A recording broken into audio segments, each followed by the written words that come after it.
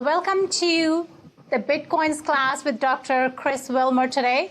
This is the first time I'm hosting this class, so it's going to be a novel experience for me as well. And I think this technology is amazing that we can see each other from 4 different countries.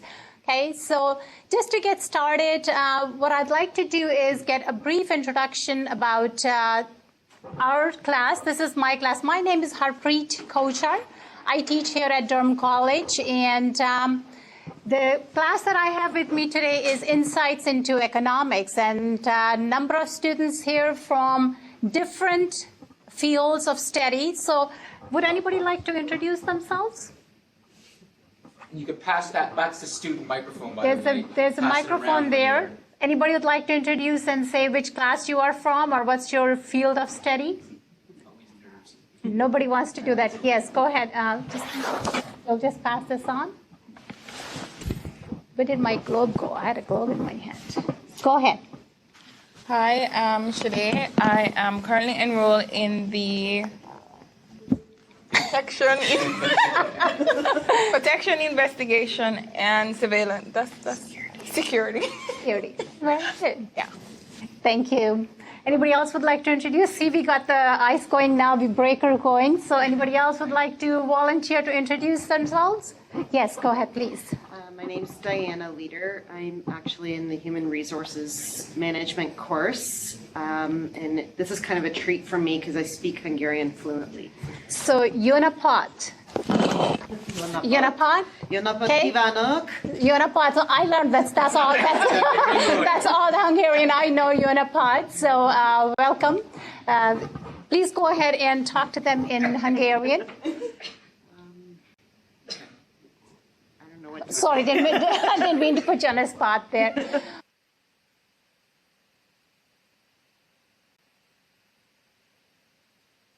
Harpreet, I can't hear you anymore. Yeah, there we go. You got it. Thank you. I just have to remember this, that I'm turning this on and off, so I have to keep my hands to myself, right? Okay. Thank you, Budapest. So Budapest, how about, would you like to introduce some of your students from there? Would you like to introduce yourself? Yes, hello everybody. My name is Esther, and I'm studying international relations here in Budapest Business School. Hello, everybody. I'm Daniel, and I've been part of the global class for about 2 years now. So here's hoping that we'll have another smooth and amazing class. So cheers. Hi everyone. I'm also Daniel. My name is Daniel, and I study communication and media studies. Very good. Thank you. That was interesting to see different fields of study there as well. How about Colombia? Would your students like? Well, we are all students from International Business Management. Most of us are from junior and senior year, so we are almost finishing our career. I am Mario Galvis, and is anybody would like to introduce themselves? No? We are here with 2 professors, and they're in the back of the classroom. One of them is Julio, and the other one is Silvia Castellanos. So we are really excited about being here in the global class. Thank you. Thank you very much for introducing yourself, Colombia. And we are going to start our class on Bitcoins today with Dr. Chris Wilmer today. And it's a cryptocurrency that's creeping up, and it's not as new now.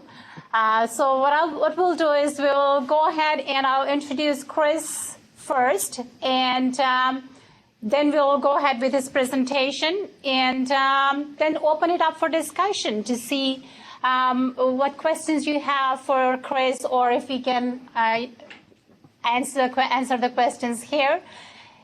It's interesting to see the thoughts. I would like to see the thoughts in other countries, what you think about the Bitcoins or the cryptocurrency in general that's coming up in the new technology, the global technology that's going on.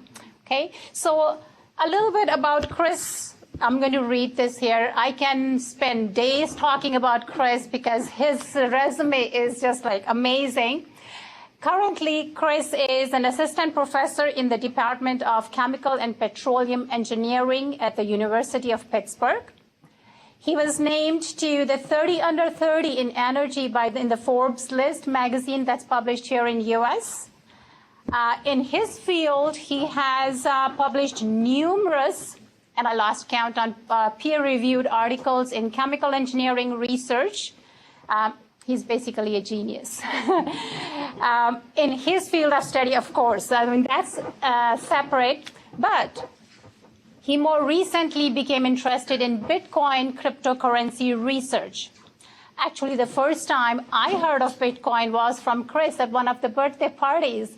And I'm thinking, I have no idea what you're talking about, Chris. And I'm glad he knew what he was talking about. We thought he was from another planet. But that was my introduction to Bitcoins. And since then, I've been quite interested. And the students know we have had a couple of in-class discussions about Bitcoins as well.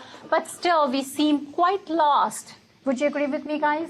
Right? We seem quite lost still on Bitcoins. And that's why we thought we'll bring Chris in, and he can shed more lights. Now, after learning about Bitcoins in 2011, that's where I'm thinking that Chris had started using Bitcoins to buy some honey from a farm in Utah. This is what I read. Now, it's a story that I would love to hear from you, Chris. What was the story behind this honey? And he then eventually co-founded the scholarly peer-reviewed cryptocurrency journal Ledger. Now, this ledger has a distinguished and highly interdisciplinary editorial board with faculty members from MIT, Stanford, Oxford, Duke, and so on. The list just goes on. I think Chris will probably talk more to that. And he has also co-authored a book on Bitcoins called Bitcoin for the Befuddled. And I kind of in that category as well, befuddled. And you must have seen, I think, in our resources section on the webpage, there was a comic strip, right? We posted it. We posted it on the global class, too. Right. So that comic strip is, Chris, you had created that comic, or where it came from. You probably are going to shed some light on that as well. And that's where I am going to pass the baton on to you, Chris. And thank you for making time to join us today and educating us on Bitcoins. Really appreciate that. Welcome, Chris, and over to you. Well, thank you, Harpreet. You can hear me? We can hear you very good. Can everybody hear Chris? Can hear you. Okay, great. Well, thank you very much for that very generous introduction, and I'm truly honored to be able to speak to all of you today. This is a very unique experience for me. I've never done a global class. In fact, I don't think I've ever given a live stream seminar to an international audience before, so this is a real treat for me. Just as a forewarning, I'm going to sort of be turning my head like this periodically because in my office I have my slides just at this angle. So I'm not talking to someone else. You have my full attention. I just occasionally am checking my slides. So the presentation today is about what is Bitcoin. I wasn't exactly sure what Harpreet was going to say about me, so I just thought I would, I'll skip the things she mentioned, but as she said, I'm a professor in chemical engineering at the University of Pittsburgh. I did my PhD at Northwestern University, which is in Chicago. My research lab, so not my Bitcoin interest, but my day job, is in designing CO2 capture technology, using molecular simulations, programming, and supercomputers. This is just a little model of the sort of molecular structures that my lab designs. And this is, you can think of this as like a sponge that CO2 molecules enter into and get trapped. Anyway, I'm Canadian. Although I married an American who's a dance historian. I recently became a father. That's all I'm going to say about my personal life. But then in 2011, like Harpreet said, I started playing with these strange things called Bitcoins. But I soon came to the conclusion that Bitcoins will probably change the world in a really big way, just like the internet changed our world already in a big way and enabled things like this global class. So I think Bitcoin will change the world as much as the internet did. Harpreet mentioned the book I co-authored. Part of the motivation for that was that, I mean, by the way, I see that Colombia is flickering heavily. I'm going to ignore that, but I just thought I'd let you know. You might think that Bitcoin is really complicated or mysterious, or you might think it's stupid. A lot of people think that. That's normal. That was one of the reasons why we wrote the book, Bitcoin for the Befuddled. And I just wanted to point out that my co-author, Conrad Barsky, is the cartoonist. I'm going to show a lot of cartoons in this presentation. They weren't drawn by me. He's a very talented webcomic. Anyway, it's a good book for trying to understand Bitcoin. If you have more questions after this class, I recommend you take a look. There are a lot of also good online resources as well. And then in 2015, I helped launch the world's first academic journal for Bitcoin-related or cryptocurrency research. It's actually a very serious research area right now. Just last year, the U.S. government gave a $3 million grant to about 11 professors here in the U.S. just to study Bitcoin. And I can talk more about that at the end. Okay. Before I get into Bitcoin, I just wanted to maybe get a show of hands. Who has heard of Bitcoin before? Can you raise your hand if you've heard of Bitcoin? Okay, so 100% of the people in Budapest. I see most people in Durham. I can't really see the students in Colombia, but we're having a problem with the screen. We are there's a guy trying to fix it. Okay. As long as there's not an earthquake and you have a power. No, we're just, sometimes this happens. I think what we need to do is should we reconnect the call completely, all of us? Whoever is getting freezed or flickering, Yes. they need to reconnect. Okay, so Colombia needs to reconnect, and I think they have been told to do that, or am I going to tell them to do that? Okay, so we'll continue. We'll continue with the class, because this happens periodically. Chris, keep going. Colombia will continue. Colombia will join us when they reconnect. Sometimes it's a bandwidth issue at a local end, but ignore that. Keep going, and here they go. Yeah. Okay. Okay, great. Sorry. Thanks. Okay. Okay, so can I just get a show of hands from the students in Colombia? Who's heard of Bitcoin before? Nobody? Now everybody? I don't just mean right now. That word. I mean like yesterday or before. Some of us. Several of us. Okay. So before I explain it, I just thought I'd throw out a few kind of just random facts about Bitcoin that maybe you already know or that maybe you don't. So Bitcoin is by a very large... yes, Harpreet? Chris, I also want to know, does anybody own a Bitcoin? Oh, that's Anybody a good question. owns a Bitcoin? Can you raise your hand if you own some Bitcoins? Interestingly, Just a second. Our technical director, hold on a second. Our technical director, Sandeep, over here, Come on over, Sandeep. Sandeep, he is the only person here that owns Bitcoin. So, and after this class, Chris, I'm planning to own some. So, just want you to know that. Okay. But, I think I saw a hand raised in Colombia as well. And if you own Bitcoins but don't want to admit it, that's fine too. and you know what? I own a Bitcoin too. I didn't up until now. So last week, actually, Alex, Chris's brother, was there, and I have a 0.02. I said, okay, let me try it out. So for $10, I was sold a Bitcoin just to see what it looks like, and I should say I'm a proud owner of a Bitcoin as well. So would like to know what it's worth now, but that's where I stand. Okay. So over to you.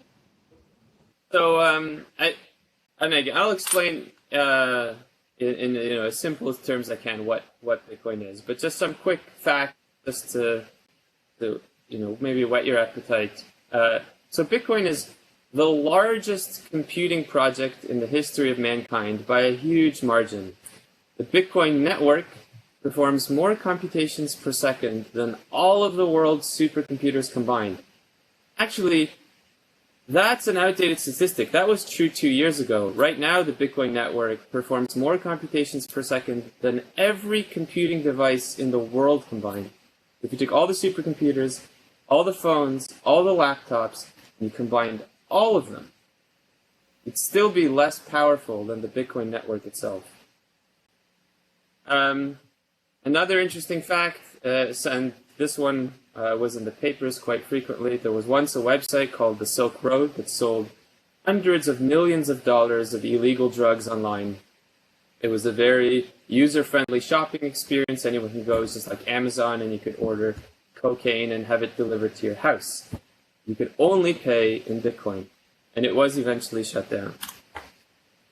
In 2010, you could buy 1,000 Bitcoins for about $1, so let's say Canadian dollar. Today, a single Bitcoin costs 550 Canadian dollars. So if you invested $2 back in 2010, you'd be a millionaire today. And actually, I think that's much more so the case in Hungarian forints or Colombian pesos. Just the last quick fact. Nobody knows to this day who invented Bitcoin. Okay, so those are some facts. But what is Bitcoin? Well, Bitcoin is just a currency. It's like dollars or euros or yen or Colombian pesos or Hungarian forints. And I'm sorry if I'm mispronouncing the Hungarian currency. Actually, since we have... Okay, it's okay, forints. What about pengos? Is that how you say it? Pengo? The old currency. Is it pengo? Well, it's actually pengu. Pengu, thank you. Pengu, yeah. Okay. Yes. So Bitcoin is just like these currencies. Yeah, you can use Bitcoins to save money for the future. You can use Bitcoins to buy goods and services. You can exchange Bitcoins for any other currency. But the difference between Bitcoin and all of those other currencies is that Bitcoin is both digital and decentralized.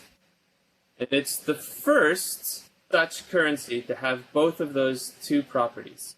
And in the next slide, we'll go into a lot more detail about what that means for currency to be digital and what it means for currency to be decentralized, and examples of both.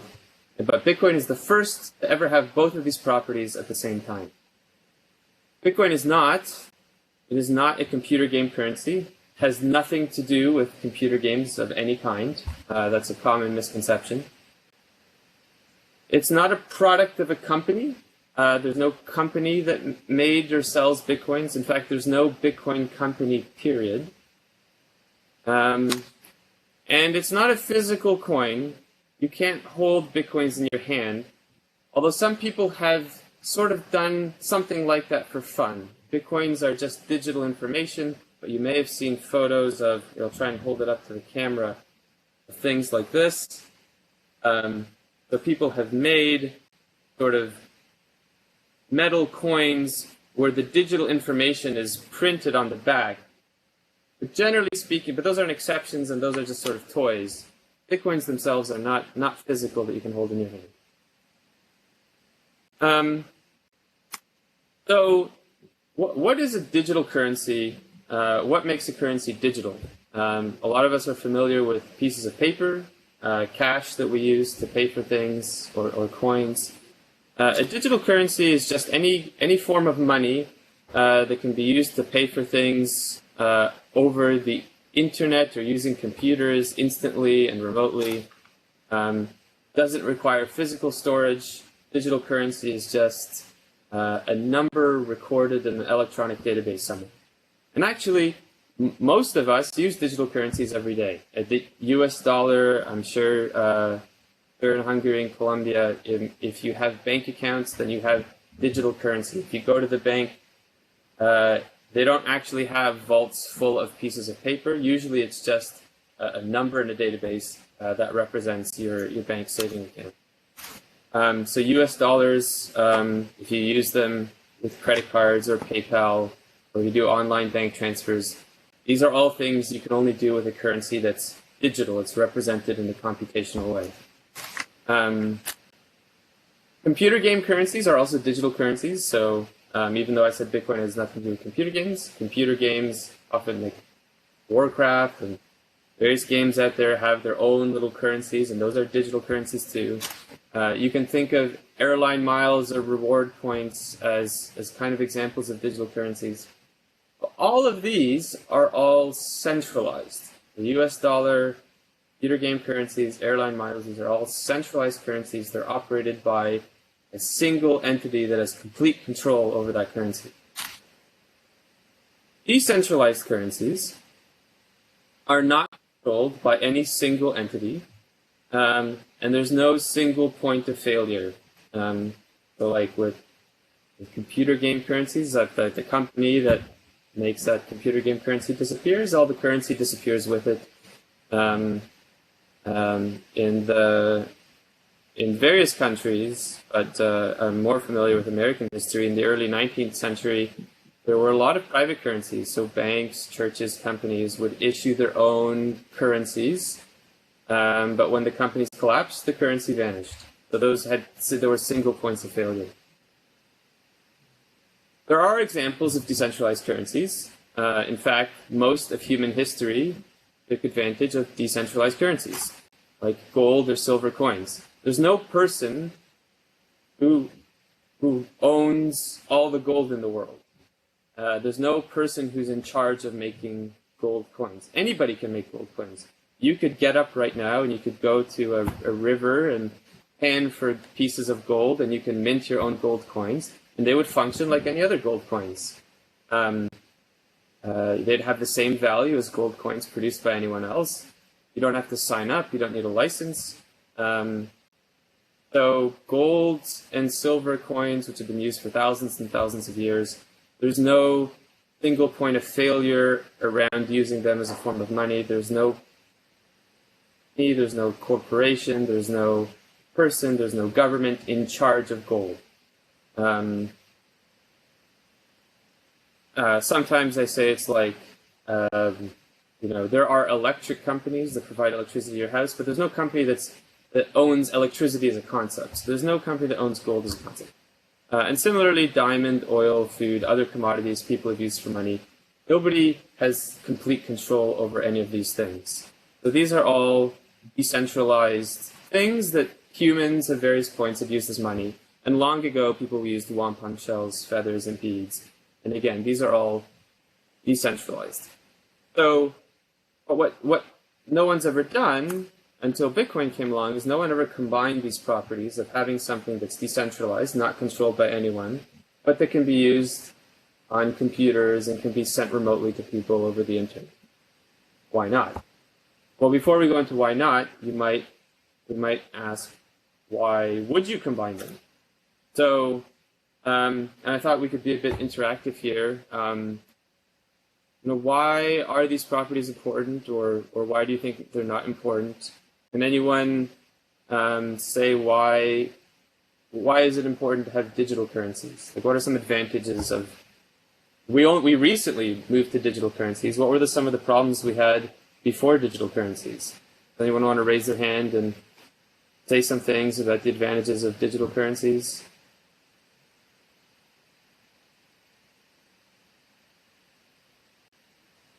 Maybe when you have these digital currencies and it's easier to shop online, for example. That's right. You cannot shop online with a physical currency. It has to be digital. There's so also apologies. Yeah. Sorry. There's also the availability that essentially, if you have a digital currency, you have it everywhere in the world as long as you have a device to access it. So practically a computer, or technically a computer. Whereas if you only have the paper currency, if you travel to another country, you're going to have to exchange it for something that they actually accept. Well, I'd say that's almost true. If you were to, if you were Japanese and you would travel to the United States and you had your had a phone and you could access your Japanese bank account. It's not necessarily true. You could walk into any American or Canadian store and just pay with your Japanese currency. So there are some restrictions, but it is true that you can access your money from anywhere in the world. So that's a good point. What about? Oh yeah, I'm guessing because there's no taxes in it, so you get like your full-on money back when you Speak up just a bit. Oh, can you hear me? Yes, we can hear you now. Okay. I'm guessing because you can use the money without having any taxes involved. So, like you get. So why do you say that? I mean, when you pay with a credit card, you pay sales tax, right? Yeah. Do you pay taxes? I mean, is there? I don't know. I'm just guessing. Yeah. No, digital currencies don't, at least for most of us, don't really help us avoid taxes. Although maybe one concession I'll make is that, again, I know in the United States, one of the things that online shopping enabled is that different states had their own state sales taxes. And so people say in the state of Illinois or Pennsylvania where I am, if the sales tax here was 10%, we would, now that we could buy online instead of going to a store in Pennsylvania, we'd buy from stores in Michigan, and they had a different sales tax. And this was something that no one had ever thought of before when it was not possible to really buy it online. And that's also true if you buy internationally. Different countries have different taxes. So you can kind of do tax shopping. You can choose your stores based on favorable tax rates with when you buy online. One thing I didn't hear anyone mention is exact change. Well, if you pay with paper currency, who here has had a problem paying with exact change, or or maybe you want to do your laundry and the laundry machine requires 25 cents. You have $10, you have 100 pesos or a million florins, but you don't have the little coin that fits into the laundry machine, right? That's a problem we all face. That's a problem digital currency solves. You can pay in the exact quantities you want. And there are other advantages too. So it's convenient, you can pay with exact change, you can buy things online. There's also digital backups. Yeah. Hi, Chris. Just out of curiosity, I'm hoping I'm speaking for everybody. So in a laundry, say I'm standing in a laundromat and I want to do my laundry. How would I use my Bitcoin then to put it into the slot?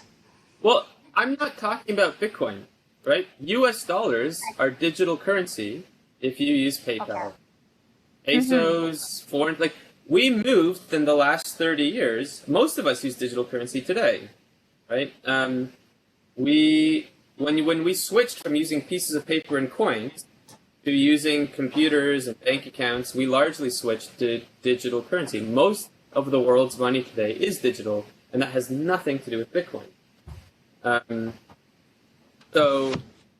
And in fact, a lot of vending, I don't know about laundry machines specifically, but a lot of the vending machines that I see now accept credit cards, right? And so I used to have the problem if I wanted to buy something from a vending machine, if I didn't have the exact coins, I'd need to go get change from somewhere else, but now I can pay with my credit card. That's the advantage of digital currency, right? Someone saying something in Budapest, or? No? Okay.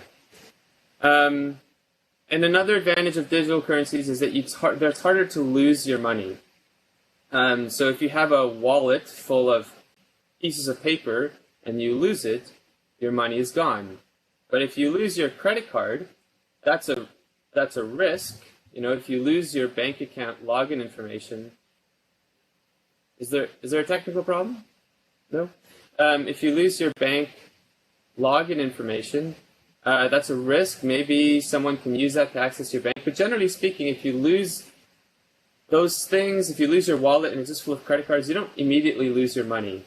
So digital currency also has the advantage of less risk of loss due to natural disaster. And just to emphasize, this is just true of digital currency in general. It's not a feature of Bitcoin. So those are advantages of digital currencies. Why might it be important for a currency to be decentralized? So most of the currencies we actually use today are centralized currencies. They're centralized points of control. Why might that be a problem? I think this is a good thing to spend a few minutes discussing. So does anyone have any thoughts on why we might want to have decentralized currencies as opposed to centralized currencies? Well, I think that there is something in, if we're talking about specifically about Bitcoin or just... No, we're not talking, so like I said, gold coins are decentralized. What was an advantage of using gold coins as opposed to using, say, Colombian pesos or Hungarian forints or Canadian dollars?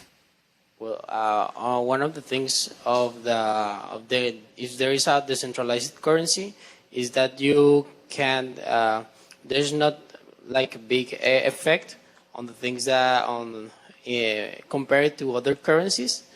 I mean, well, I just can't think about Bitcoin because Bitcoin, there is a limited number of Bitcoins that are going to be created. So there's going to be a point that the price in the market of Bitcoin will be stable. Will be stable. So that's what I think. Well, why is that not true of the Colombian peso? Is the Colombian peso stable? Well, actually, it is not. Compared to the dollar and the oil situation, there is not stable. What about the Hungarian forint? Is the Hungarian forint stable?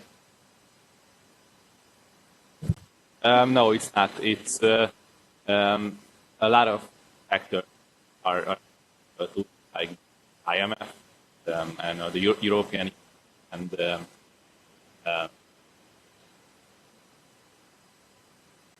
Hey, what you guys think? Sorry, the audio is cutting out from Budapest. Can you try again? Can you hear us? I can hear you now. So basically what we were thinking was that it's stable in terms of it being a currency. So there isn't really a risk of it ceasing to exist as a currency. However, it is subject to inflation, and it is subject to being affected by political and things affect. I'm losing like 50% of the audio, but you said that. Are you saying that the Hungarian currency, there's not a risk of it disappearing, but there's a risk of it maybe losing value? Is that what you're saying? Essentially, yeah. That it is somewhat stable, but at the same time, it is subject to inflation. And deflation. Okay. Well, when you say somewhat stable, like, are you saying that in 50 years you're sure that the Hungarian currency that you have right now will have some value, like you could use it to buy things? I am stable, fairly confident. It's probably fairly confident. Yeah. What's this? I'm fairly anyone know what confident this is? Does anyone know what this is a picture of? Anyone guess? Raise your hand if you know where this picture was taken, from what time period. The language. Great Depression? Is it Hungary? It is. I think Great it's Hungary. Depression? Right, I hear a lot of it. Yeah. Say that again. Great It's Depression. Hungary. We think it's Great Depression. Louder. Okay. Is that correct? It's not the Great Depression. It's not the American Great Depression. Okay, Budapest is raising their hand. Yes, sir. Oh, Well, you recognize, first of all, the posters in the back of the picture. There's Hungarian words on it, so we are sure it must be the Hungarian depression.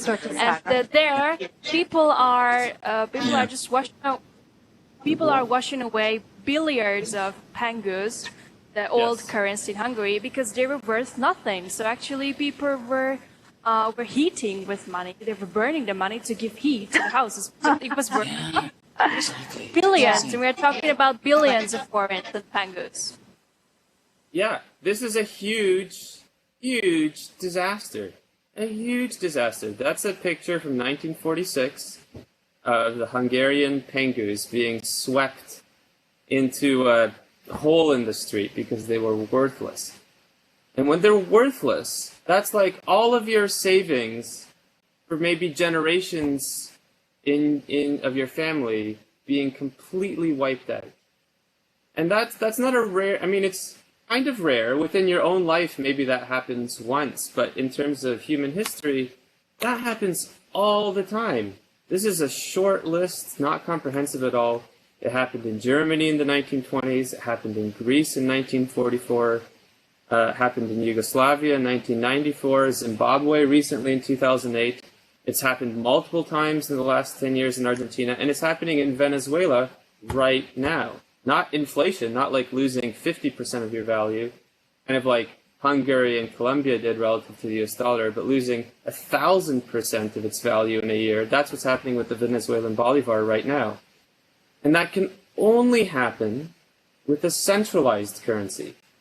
That can only happen with a centralized currency, because what's happening is that the governments they have central control over the currency, and in their judgment, and I'm not saying they're wrong, I'm not saying that I know better than all of these governments, but in their judgment, they feel that it is for the greater good to print a lot of extra units of their currency so that they can then spend it on social welfare, or maybe to build up armies because they need to defend themselves or whatever. But what often happens is that currency loses all of its value.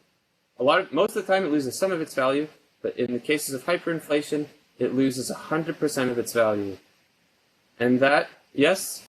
I have a question from Canada. Chris, yeah, the gentleman here has a question. This gentleman, it's very interesting. I don't want to say anything more, but that list that you gave does not include Colombia at all. We've talked about Hungary, but I'm wondering, why is it that Colombia, and there's a good crowd in Colombia right now, Mario. I see a lot of people there, and it's great. Why has Colombia not experienced the kind of hyperinflation that those others have, where you showed that wonderful image of Hungary just after the war? Or was it 1936 or 1946? 46. So just after the end of the Second World War. Has Colombia been able to avoid this kind of problem? Just curious. Mario? Well, yeah, I can hear you. Well, right now there is the economic situation of Colombia. There is not going to a hyperinflation, but some of the signs that is showing the economy is that we're this year showing a recession. I saw the back one of the teachers from economy, if he can come here to tell us.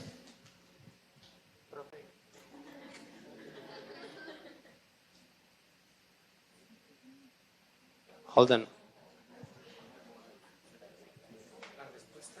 La respuesta que por qué no tenemos una inflación mayor que la que tenemos es realmente alta, No ha subido más porque el gobierno ha venido tomando. Entiendo poco español aquí, cuidado, ¿eh? Me gusta.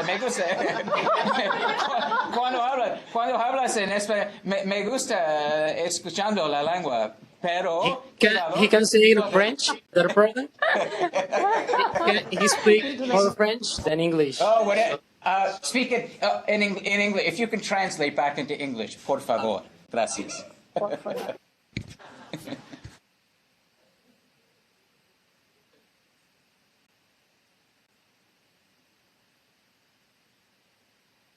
What the government has tried to do is that they had to control the imports. So what they are trying to do is to control the price of Colombia against the dollar. So that's what they're trying to do. That's all. Okay, well, one thing I just want to point out. So this list I have here is not comprehensive, and hyperinflation is not the only negative consequence of centralized control. And again, I'm not saying there aren't benefits as well, but there's certainly risks of centralized currencies that have a somebody in control of the money supply at the center. Over a long period, it's a destabilizing factor. And decentralized currencies, and gold coins and silver coins are sort of the best example. Thousands of years, more or less, retain their value. I mean, they fluctuate in their value. The demand for gold and silver coins changes, but it doesn't change by millions of percent. It changes by 100% over a period of 10 years, which might seem like a lot, but it's everything we do in life is vulnerable to market forces. Everything we own changes in value from day to day based on how much other people want those things. And that's also true with gold and silver coins. But there isn't a person, there isn't a company, there isn't a government that can say, you know what, we need a million gold coins, we're just going to make them out of thin air, and then that can crash the gold coin market. So, digital currencies are very convenient. Decentralized currencies have the possibility of long-term reliability and staying power. If these can be combined somehow, that might have some advantages for perhaps a new global currency. But no one had ever done it. Why didn't anyone do it before? Well, it turns out that there's a very good reason why no one did it before. It's not that no one wanted to do it.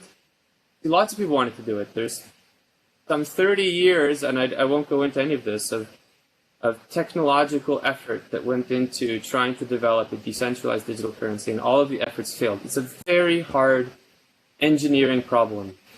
And in 2008, a brilliant person who wanted to stay anonymous, he went by the pseudonym Satoshi Nakamoto, came up with a solution that seems to actually work. But first, let's talk about why is it hard? So why didn't anyone try and make a digital decentralized currency before? Well, let's think about what's involved in trying to make a digital currency. Okay, so imagine that we live in a world where there's no digital currency. We all just have, let's say, coins in our wallet. Okay, we understand how that works. You want to buy a good, you give somebody the coin. Now they have the coin, and you have the chocolate bar or banana. Okay, we're very familiar with how that works. Everyone understands how it works. So now let's say, now we have computers. Now we want to buy things online. We want to send people money. Forget Bitcoin, forget decentralization. Just how do we make it digital? How can we make that work? Imagine you have I give you some digital currency on your laptop or phone. How do you send it to someone? Just think about it for a second. A digital currency must be some information on your computer, a file of some kind. How do you send somebody that money? Can you think of any challenges with sending? Like imagine that you have a file on your computer and you say, I'm going to send you that file if you give me that chocolate bar. What problems might you run into if you try and do that? Anyone want to raise their hand?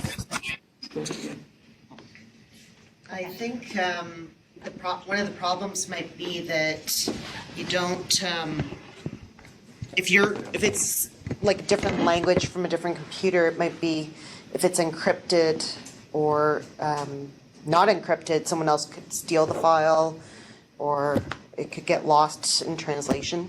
Or going to the wrong person. Yeah. Or going to the wrong person, you're right. Yeah. Going to the wrong person. Have you ever sent a photo to someone? Yeah. When you sent the photo to someone, did you lose the photo yourself? No. But I have problems sometimes sending files that other people couldn't see, they couldn't read, they couldn't open because of technology. Okay. So, yeah, right. One problem is sometimes they can't open it. Yeah, coins that don't require technology, that's a big advantage. You don't require computers. There's a lot of infrastructure required to make digital currency work. That's true. But how about, what are some other possible problems? Like, is it a problem that when you send someone a photo, that now they have the photo, but you also have the photo? Is that a problem for digital currency? Yeah. Why is that a problem? Why is that a problem? Multiply. Do you want to add? Take the mic. Yeah. Well, it would be because the currency would be multiplying out of thin air. Yeah. Yeah. Right. And like, why would you ever need to work? Why would you ever need to get more digital currency from anyone? You could just take your one file, and every time you want to buy something, you just send people as many copies of that file as you want. Right. That would be really good, right? That would be nice. I like that for it. idea. I Yeah. think there's a business here, Chris, that we have to go into afterwards on multiplication. So you like that idea? You like that idea as the holder of the digital currency? Do you like that idea as someone who has like a chocolate bar? Would you give it to someone in exchange for them sending you this file, or would you say I'd rather just keep the chocolate bar? That's a hard question because I like chocolate. Yeah, I know. I'll let the students answer that. I'll let them work on that. Let's see, one, Chris. Budapest. What do you guys think? Well, What are I your mean, thoughts on that? in that particular example, you would essentially trade a finite amount of chocolate for an infinite amount of code because, you know, at the core of it, it would be ones and zeros making up that amount of currency, that certain amount of digital currency. That would be extremely easy to copy, even if it was encrypted. Eventually, there would be somebody who would break it and just start multiplying it. Why would you give your chocolate in the first place? Yeah, that's what I said there. You wouldn't, because there's a finite amount of chocolate that you're trading for an infinite amount of code. Yeah, I mean, the only reason that we trade things for money is because we then want to use that money later to buy something ourselves, right? If you trade something for money or for something, for some digital information that you know there's an infinite amount of, has no value. Why would it have value? You'd be stuck. You wouldn't be able to use it to buy anything else. So okay, fine, so that's a problem, and yet we buy things with PayPal. How does that work? You have information on your computer, you send information to, by the way, who here has heard of PayPal? I'm saying PayPal. Does everyone know what PayPal is? Can you raise your hand if you've heard of PayPal? Is it not? I don't know how popular that is in Colombia, but it's like an online, you log in online, you can use it to pay for things online. Can you raise your hand if you've never purchased anything online? Okay, everyone's purchased something online, okay? What happens when you purchase something online? You have a computer, maybe it's your phone, maybe it's your laptop, and you logged into a website. All a website is information being sent from another computer on the internet. So there are two computers. When you buy something, all you do is you transmit information. Why is it that the merchant feels comfortable sending you real things, food, airplane tickets, cars, and all you sent them was infinitely copyable digital information? How does that work? When it comes to PayPal or bank accounts, there is a physical equivalent of the money you send. Because all of those currencies are centralized. There is a bank holding your money. There's no physical equivalent. I guarantee you with PayPal, there's no physical equivalent. That's not necessary to making it work. That's not necessarily what I'm saying. What I'm saying is that PayPal works, as far as I know, it works in connection with your bank account. So basically, if you're still going to ask for those $10 received through PayPal, they are going. If you've transferred it from PayPal to your bank account, they are going to have $10 there. So, like technically, yeah, there isn't an equivalent for PayPal, physical equivalent, the money, something physical, something tangible that you know is your money, that you know is the worth, or That's actually not true. That's not the reason why it works. So PayPal has no physical currency. Also, your bank does not necessarily have any physical currency. Your bank might have, if you go to the bank and you want some paper cash, they'll have a little bit on hand. But the reason that all of this works is not because there are physical pieces of paper anywhere. There could be no physical piece of paper, and you could still buy things online. So there's something else that makes this system work.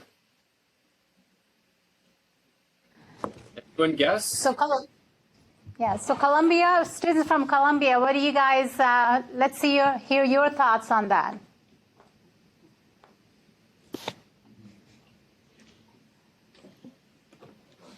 Well, hi. I don't Hi. know, true, but I think that the system or the platform, which that this process of the exchange of money or currency is done, has like the properties to be a reliable channel. So I don't know if that's correct.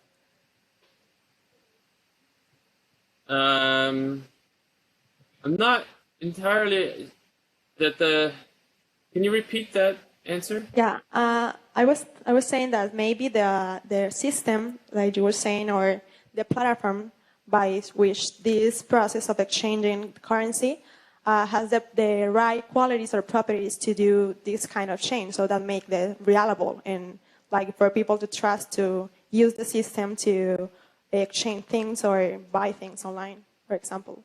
There is trust involved.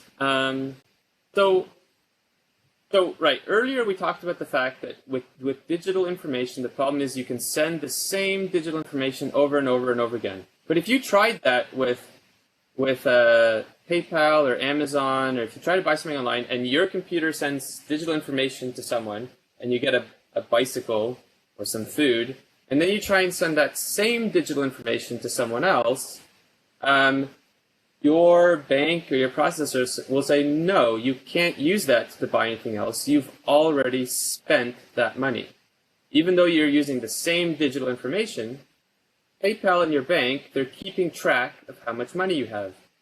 They have an account book. That's the solution to making digital currency work. They have what's called a ledger, where they write down how much money you have. Every time you send digital information, PayPal, in their electronic database, they find your account. If you bought something for $10, they subtract $10. The next time you send digital information from your computer to another merchant, they check how much money do you have, and then they subtract from it. That's how digital currency works. All you're doing is exchanging digital information with other computers, but there's someone in the middle who's keeping track of how much money you have, and that prevents you from using the same digital information twice to buy two different things. And there doesn't need to be any physical paper for this to work. All the physical paper, all the metal coins could disappear tomorrow. You could still have this system where the banks just have databases, and the databases, they write down how much money everyone has. Anytime you want to buy anything from anyone, the banks in their database will update, now Harpreet has more money and Chris has less money, and then that's how the whole system works. So that's how our modern financial commercial infrastructure works today. So, yeah, there's a question in Budapest. Yeah, thank you for the word. We were thinking about what happens if someone is hacking actually the system inside the bank. So no matter how much money Chris or me or Daniel have, if someone comes and, just takes some zeros down from the amount on my credit card, for example, what happens if the system is hacked and our money actually can disappear, no matter if it's digital or I can hold it in my hands? Well, that's a good question, and that's a big problem today. So one of the things about this accounting method, right, is that money can never disappear. We do have the principle with centralized currencies is that money can magically appear, right? A central bank or a government can say, I'm just going to magically out of thin air say there are now 1 million extra pesos that never existed before. So that can happen. But the opposite can't happen. If a hacker logs into your bank account, basically all they can do, is they can move money from one account to another, but they don't change the total money supply. And the way they do that is they they somehow convince the bank that they're you, and then the bank says, okay, because they think they're talking to you, they don't think they're talking to the hacker, and then they move that money from one person's account to another. And that happens all the time. It's a big problem today. Billions and billions of dollars of fraud and hacking occur all the time. That is a weakness of, let's say that is a vulnerability with digital currencies, absolutely. It's much harder.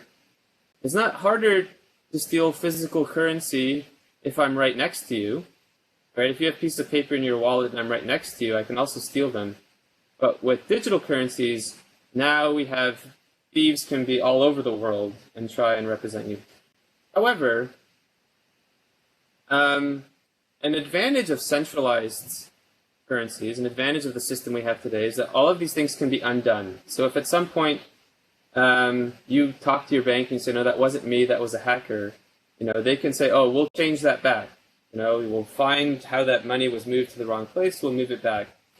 And actually, this is a reason why a lot of crime of certain kinds has gone down a lot since the invention of digital currencies. It used to be with kidnappings in countries that have moved on to mostly digital currencies have gone down a lot because you can hand someone a sack of paper or gold coins, and then they can go spend them, and no one knows that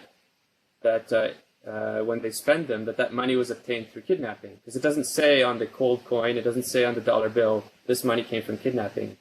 But if everything's digital, everything's in digital currency, there's a bank account now with your name, and when they find out that you were the kidnapper, all of your money is now not taken from you, taken away from you. So digital currencies enable hackers to more easily cause sort of financial vandalism and move money around, but they make it harder for criminals to actually spend that money. But anyway, we talked about the fundamental problem with digital currencies fundamentally is that you have to find a way of avoiding people from allowing to spend the same money twice, using the same digital information to buy two different things. The way that the world has solved this problem so far, so PayPal, maybe you've heard of Venmo or banks, they all solve this by acting as an intermediary. If you want to send $10,000 to someone, there's a third person, a company or a bank that stands in between the two of you, records the transaction, tells both of you when the transaction has happened, and they record all of these financial transactions on a ledger. And that's how our modern financial, commercial, digital infrastructure works. And it requires that, and so this is how it all worked, and it requires that both the sender and the receiver have to trust the intermediary. The intermediary could potentially lie to us, so it's not that anyone can act as intermediary. We only use certain intermediaries that we really trust that don't lie to us, because if they lie to us, then they can steal our money. So that's how digital currency worked before. And now you can hopefully understand why it was so hard to have a digital decentralized currency. Because the only solution that we've been able to come up with for having a digital currency work is where a central institution keeps track of who has money. If you take that away, we're back to the problem of you have a digital file, you want to use that to buy things, who's keeping track of who has money? Chris, Yes? can I ask a question? Just stop for a second, because this is excellent. There's a lot of good data here that we're taking in terms of the process. But I wanted to stop for a second. It's something I often do with the global classes is review a little bit of what we've been covering and sort of summarize as well.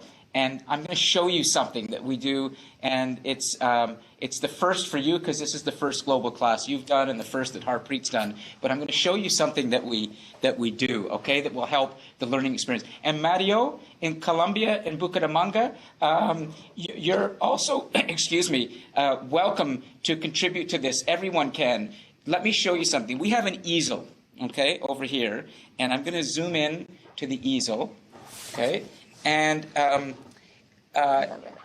could you, what's your name? Alan. Alan? Okay, Alan, could you flip the paper and grab a pen for a moment? And you can even use that part because the paper is over, okay? We can summarize. Well, we're out of paper right now, but that's okay. Grab a marker, okay?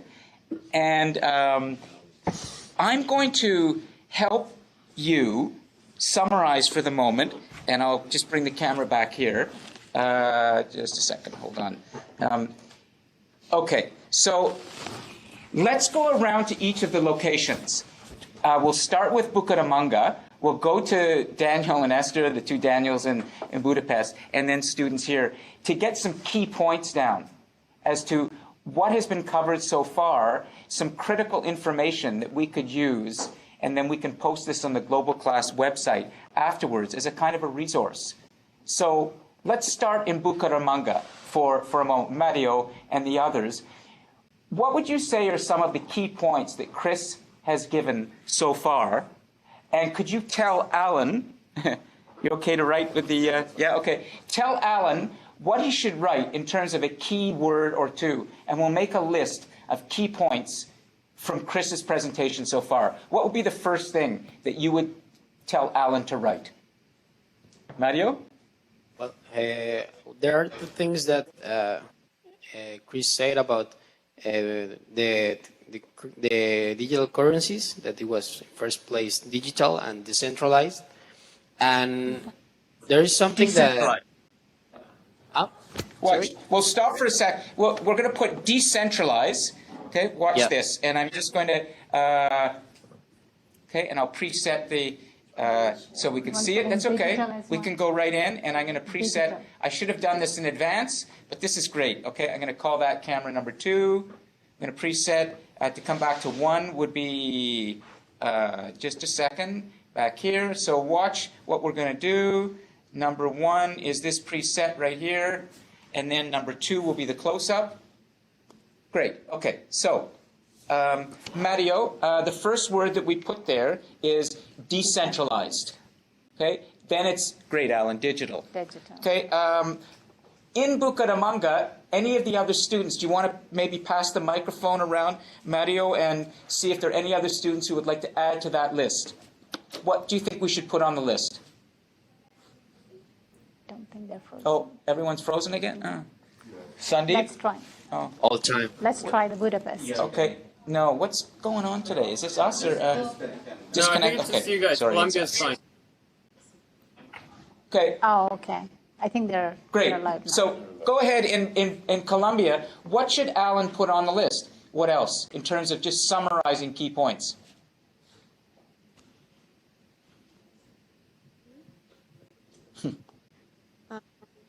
Maybe that is a digital tool. Write tool next to digital. Just write, there we go. Nice. Excellent. Now we're going to do some learning, okay? Let's keep going in Bucaramanga. Maybe just hand the microphone around. Exactly. That's great. And then tell Alan what to write. These are key points that we're learning from Chris's presentation.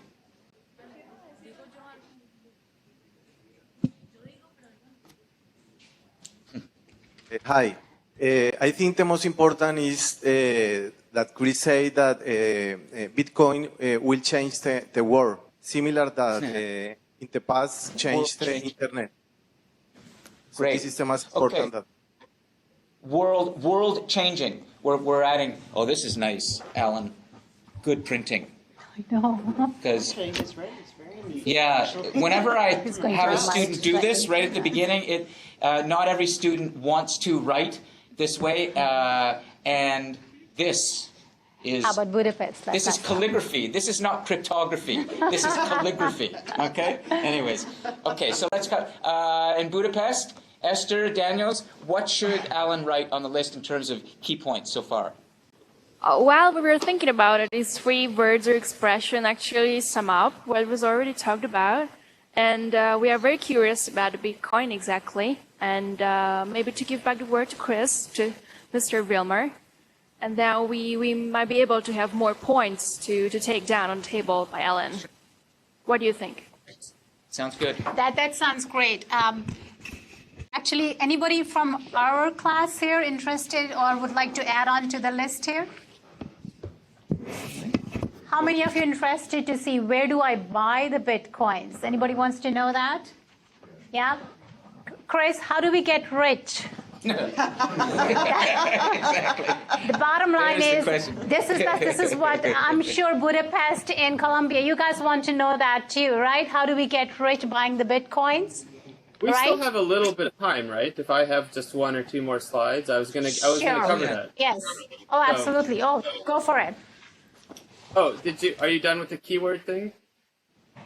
Yes, we are. Oh, okay.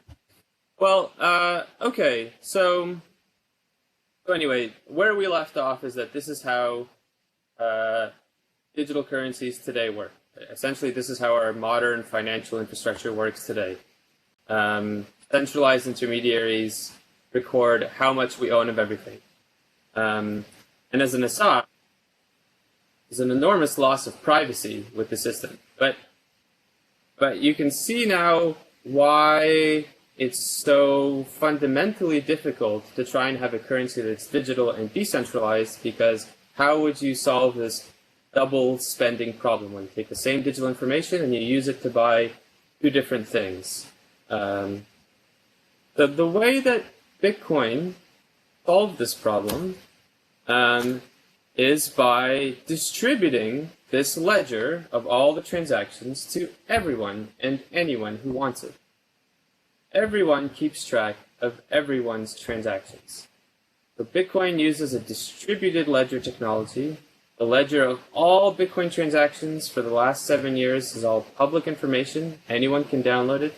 Anytime you buy something online, instead of telling your bank or telling PayPal, you tell everybody. Everybody. And they all write it down in their ledger. And that's how you are prevented from spending the same money twice. Because everyone wrote down that you spent 5 of your Bitcoins. And then when you want to use the same digital information on your computer to buy something else, everyone checks their ledger first before. So you go to a merchant, and then, I mean, this all happens automatically with computers. No one really spends the effort doing this, but you can think of it as you go to a merchant, you want to buy a bicycle, you give them 5 Bitcoins with your phone, you click send, and on the merchant's phone, it checks on his copy of the ledger, because everyone has a copy of this ledger. Have you spent those 5 Bitcoins before? If you've spent them before, he says, no, you don't have those 5 Bitcoins, I'm not giving you the bicycle. If you haven't, then he says, great, now I have 5 Bitcoins. Everybody in the world just wrote down that we used to have a bicycle, now I have 5 more Bitcoins, and I'm giving you the bicycle. Sorry. There is something that happens when you do a transaction with Bitcoin, that everybody see your transaction, but it doesn't show your real name. It shows like a code, right? Or like a serial name for your wallet. Is it right? Yeah. So I can tell that some people here know more about Bitcoins than others. So that's true. It's not necessary for a digital currency to work to attach your personal information. That's how our world works today with digital currencies, is that our banks know all of our personal information. They know where we live, they know our phone numbers, they know who we are. But that's actually not fundamentally, from a technological perspective, the only thing that's critically important is that these ledgers that keep track of all transactions just keep track of the money itself. So the way Bitcoin works is you have, in this ledger, you have like a list of account numbers, and then you have a list of Bitcoins in each account. And when I go to a merchant and I give him 5 Bitcoins and he gives me the bicycle, my account loses 5 Bitcoins, his account gains 5 Bitcoins. But if you were to look at this ledger, and by the way, any of you can do this, there are lots of websites that let you just look at the ledger. One of them is www.blockchain.info. It's a very nice website. You can just look at all the every second there's like 3 or 4 transactions being posted to this ledger. You don't know who they are. Chris, can you give Alan that info? Alan will write that down for you on the list. Okay? Yeah. So www. I'll spell it out. B like Bob, L like lava, O T K. Yeah, and then CHAIN, so blockchain.com, or .info. Blockchain.info, so .info. Is it blockchain? Yeah, blockchain.info. Yeah, BLOCKCHIN. CHAIN, yeah. Yeah. .com. .info. There we .info. go. Yeah, .info. Not info. Yeah, Yeah. www.blockchain.info. Great. Excellent. Yeah, and there are hundreds of completely analogous websites. So it's like I said, Bitcoin is decentralized. Nobody owns this ledger. Lots of websites just let you look through it. So anyway, you look through it. You don't see people's names, but you see all these account numbers, and you see, in one column, and you see the Bitcoin spent on the other. And that's how Bitcoin tries to tackle the problem of having a digital currency that doesn't involve any central parties, because everyone just keeps track of everyone else's transactions. It's pretty simple. Essentially, that's all there's to it. The complexities around Bitcoin, some of you may have heard of things like Bitcoin mining, and I'll just very, very briefly talk about that, just exist to handle some of the small, subtle problems that you run into. Like a lot of ideas are simple, and then when you try and do them, they're just little gotchas. So one gotcha is what happens if two people disagree on what happened. So let's say you're using Bitcoin, and you log into two websites. You log into a website that sells chocolate, and you log into a website that sells bicycles. And the chocolate shop is in Hungary, and the bicycle shop is in Colombia, and you right away, you send the same 5 Bitcoins to the shop in Colombia and the shop in Hungary, and you say, I want to buy your chocolates and your bicycles. Okay? The merchant in Hungary will check their ledger, and they'll see you've never spent those 5 Bitcoins before. So, okay, I'm going to give you the chocolates. The merchant in Colombia looks at their ledger. They say, I've never seen you send those 5 Bitcoins before because you did this at the same time. So I'm going to give you the chocolates. And both people write down on their ledger that the 5 Bitcoins were going to different accounts. And now the Colombian merchant and the Hungarian merchants, their ledgers disagree. Right? One person said the 5 Bitcoins went to their account. Another person said 5 Bitcoins went to the other person's account. And remember, everyone in the world has the same ledger, but now there's a conflict. So what happened? And the way Bitcoin handles this, it's fairly straightforward. There's just a lottery. Right? Every 10 minutes, there's a random process just to resolve these disputes. And essentially, a person is picked at random and says, okay, in the case of these simultaneous transactions where someone tried to spend the same 5 Bitcoins twice, somebody's picked the winner, somebody's picked the loser, and this lottery happens every 10 minutes. So what does that mean? That doesn't mean that the Colombian Bitcoin loses their chocolates or the Hungarian Bitcoin loses their bicycles. And maybe I got mixed up who's selling chocolates and bicycles. The point is, you wait 10 minutes. You can wait 10 minutes. If you wait 10 minutes, you find out who won the lottery, and then you see, aha, I got the 5 Bitcoins, so I'm going to send you the bicycle. Or you find out, oh, I didn't get the 5 Bitcoins because the person who tried to send them to me tried to cheat me. They already bought chocolates, and then they tried to send me the same 5 Bitcoins to also get a bicycle. And this lottery, it's all public. You find out what the real transaction was. And so nobody loses anything. The system works. The 5 Bitcoins get sent to one merchant. That merchant, if they waited 10 minutes, then they feel confident that they can send the merchandise. And then the merchant that didn't get anything can say, you need to send me another 5 Bitcoins. And that's how Bitcoin works in a nutshell. So basically, Bitcoin is like a currency that's sort of for the people, by the people. It's sometimes called a peer-to-peer digital currency as opposed to peer-to-bank-to-peer. And this whole solution of using a lottery to handle the double spending problem was this ingenious innovation of Satoshi Nakamoto, who invented it. The fact that there are no intermediaries has a lot of side benefits. It means that there are no fees. It means that Bitcoin operates 24/7. Bitcoin is never closed. There's no single point of failure. It works in any country. There are no sign-up restrictions. Doesn't matter what age you are. Doesn't matter what sex you are. Doesn't matter there's no one to stop you from using Bitcoins. For that reason, criminals are a big fan of Bitcoin. It's hard to open a bank account with a bank as a criminal, but there's no one to stop criminals from using Bitcoins. The only thing that criminals don't like about Bitcoin is that all the transactions are public. So, Okay, Chris. how did you get? This was Harpreet's question. Yes, was there a question? I was getting to answer. I'm just mindful of the time because I know you have to get to a class at 1:30 as well. So we're going to wrap it up in about 10-15 minutes. Okay. And I was wondering if we can go ahead and see if we can involve the students. Can we get like a summary part of it as to what did you think about what did you learn from the presentation today? And what is it that in another about 10 minutes that Chris can answer some of your questions as well?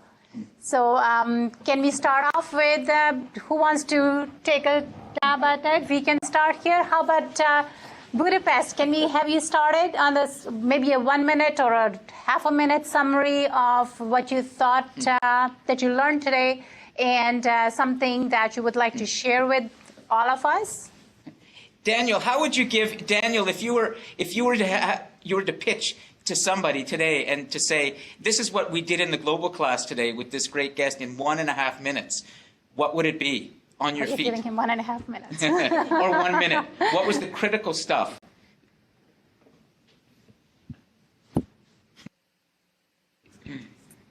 He can handle it. It's getting there. Yeah, I no longer like you, Lon. But more to the point, I think Chris started off by summarizing the most important thing about the Bitcoin at the very beginning of the class, in which he said that Bitcoin is going to change the world the same way the internet changed it. And it's going to allow us to do entirely new things, and it's going to have an immense effect on our everyday lives. And I think his statement stands true after, over one hour of him explaining what the Bitcoin actually is and how it came to be. So I think that is how I would summarize it in a minute. I would tell everybody that, Chris made a very bold statement that at the beginning seemed like, it might just be someone infatuated with his own field of study. But, at the end of the day, we all sit here convinced of how important it is. And we also feel a little stupid, not knowing enough about the Bitcoins prior to meeting Chris. So, I think we had a blast. Do you want Esther? Do you want to add anything, or in terms of, what's the key thing here in summarizing that? Well, I think that Daniel said everything in connection with the summary of this class.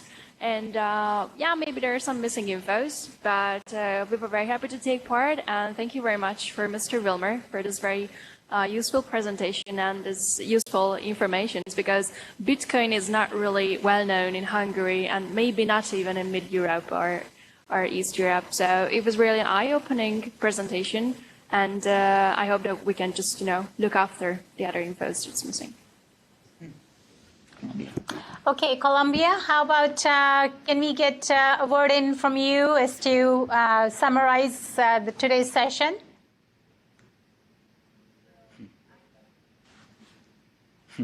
I think you're on mute. Yeah.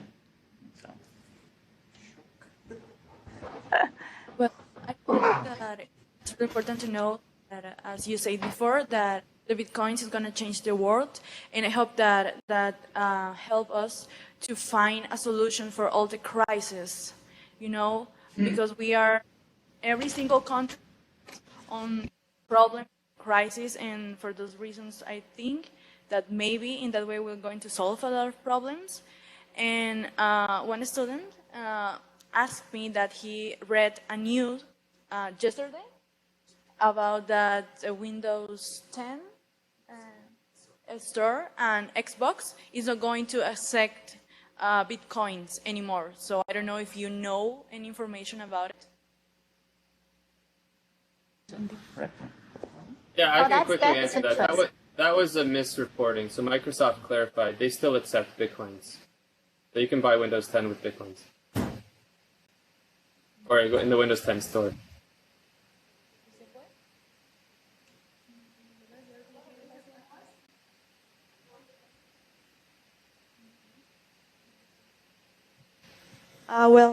To sum up, I would like to add something.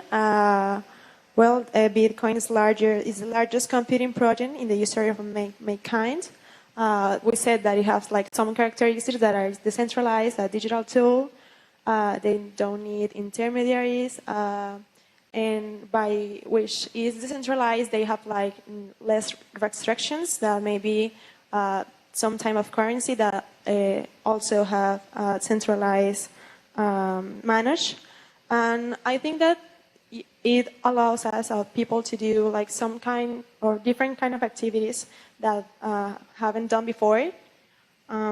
Also, like he was saying, like we can save money or use this kind of platforms to do different activities and also it's a global way to interact or connect to other people around the world. For example, like in this case, to do transactions or exchange of things or services, goods. Well, Anybody? I have. Anybody? Sorry. What? I have a really. I think it's a deep question because I have done a research about Bitcoin, but it's about Bitcoin. It was the first digital currency that started this revolution, but there are now like more other digital currencies that are creating like other innovations. I don't know if you have heard about Litecoin or Ethereum or Ripple.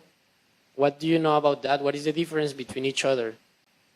Yeah, so there are thousands and thousands because Bitcoin is not owned by anyone. It's open source technology, software. So as soon as it came out, people started copying it, and there are thousands and thousands of these of Bitcoin. Some of them are basically identical copies.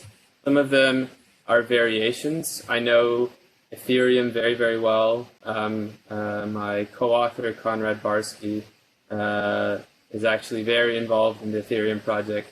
So these are basically variations on Bitcoin. They work like Bitcoin, but they do little subtle things differently. And it's that's great. I mean, it's another avenue for innovation. One of the things to keep in mind is, as far as using Bitcoins or cryptocurrencies as money, it's only as valuable as the network of people who use them. So the more people that use Bitcoins, the more valuable they are. And that's true of all currencies. I mean, that's true also of Colombian pesos. If tomorrow the world started using Colombian pesos, the value of Colombian pesos might temporarily skyrocket, although if the government then starts printing more pesos to compensate, the value might stay the same. With Bitcoins, no one can print more Bitcoins. So the more people that use Bitcoins, the more valuable they are. The less people use them, the less valuable they are. And 99.9% of those other cryptocurrencies have almost no value because there are almost no users. There are, in the top 5, so probably something like 75 to 80% of the value of cryptocurrencies is all Bitcoin. Then like somewhere between 5 and 10% recently is in Ethereum. Then like 2% is in something else, and 0.1% is in something else. Like Litecoin, which you mentioned. So it's not a problem that these cryptocurrencies, other cryptocurrencies exist. They're great platforms for innovation, but they only have value if people use them.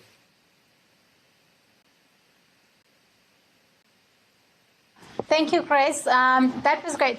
Actually, I was listening to one of the Barry Silbert. Well, I think he's one of the co-founder of all the forums that are going around, and he made these predictions that were 2016 top 10 predictions that the Bitcoins are, the theme is going to emerge again in 2016. And that kind of caught my attention, that Bitcoins again are going to get popular. Now, would you think that it's a good investment? I teach a course that's all money matters. So I think I guess the thing to keep in mind when thinking about Bitcoin as an investment is what is its potential to go up, and what is the probability that it will go up? Those are two different questions. So the potential side is easy. Okay. Right now, if the world, right now a very small number of people use Bitcoins, and one Bitcoin right now is like $410 US. You can just do some simple math. You can all do it. It's not very complicated. You just say, if Bitcoin became as mainstream as, say, Facebook, so Facebook has 1 billion users. If 1 billion people used Bitcoin, and they each had, maybe on average, maybe $100 worth of Bitcoin. So some people just have $1 or $2, but then you also have billionaires who maybe have 10 millions of dollars of Bitcoin, and on average it's 100. Each Bitcoin would necessarily need to be $20,000, $50,000 US if Bitcoins were as mainstream as Facebook. So that's an easy question. If Bitcoin becomes widely adopted, its value would be 10 or 100 times or 1,000 times higher than what it is today. But you don't invest purely based on potential. Lots of things have the potential to go up in value a lot, but the probability might be very small. And I really can't say, or I shouldn't comment on what I think the probability is. Bitcoin could also go to zero.